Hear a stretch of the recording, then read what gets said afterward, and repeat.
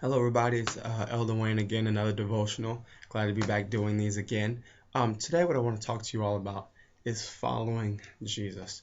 When we look at the beginning of the book of John, it's amazing in John chapter 1 how Jesus begins to walk up to different men. He tells them, just follow me. And they leave everything that they had and they follow him. And it's quite amazing to me because I know that in 21st century America, if a guy walked up to any one of you and was just like, follow me, there's a lot of things that would go through your mind. Where are we going? And who are you? And why am I following you?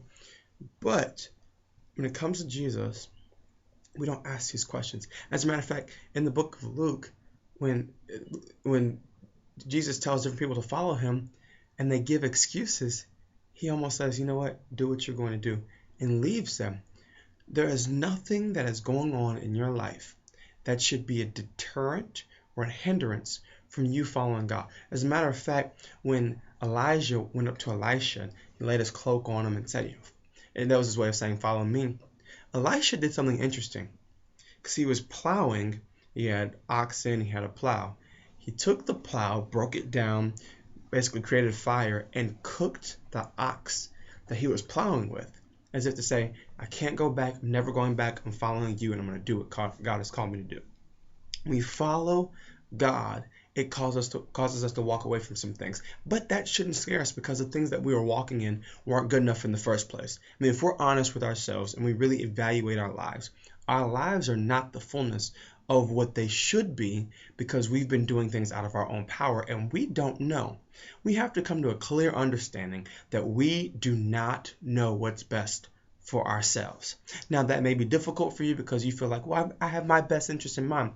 God actually has your best interest in mind, and God actually knows what's right for you. God actually knows what the plan is for you, and God actually knows who you are. And many times we're on a discovery and a journey trying to figure out who we are, thinking we know who we are when God actually knows.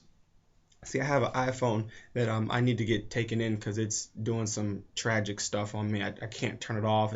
It's just all these crazy things. Well, the amazing thing is I could sit back and I could try to figure this joint out on my own all I want to. But all I'm going to have is a busted iPhone.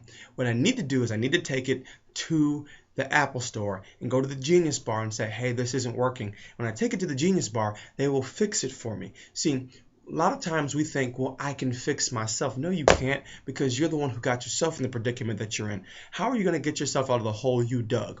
But there is one who can get us out. And he says to us, follow him. And I think sometimes we treat Jesus as if he's not great. See, if you were aspiring to be a rapper and Jay-Z walked up to you and said, yo, come with me, folks be like, oh my God, be on Twitter, oh snap, Jay-Z said follow him, and not on Twitter like in real life. If you wanted to be a basketball player and Phil Jackson walked up to you and was like, come with me, you'd get up and be like, look, I'm about to learn basketball from the greatest coach ever. If you were aspiring to be an entertainer or an artist or a dancer and Chris Brown said something to you, you'd jump up. But when we're aspiring to have life, and Jesus says to us, follow me, for some reason, we start to sit back and think, well, there's a lot of things in my life that I want to do. No, the very thing that you need in your life is faith. The very thing that you need in your life is life itself. And Jesus says, I came that you may have life, and that you may have life more abundantly. The very thing that we need in our lives, God offers. Why turn him down?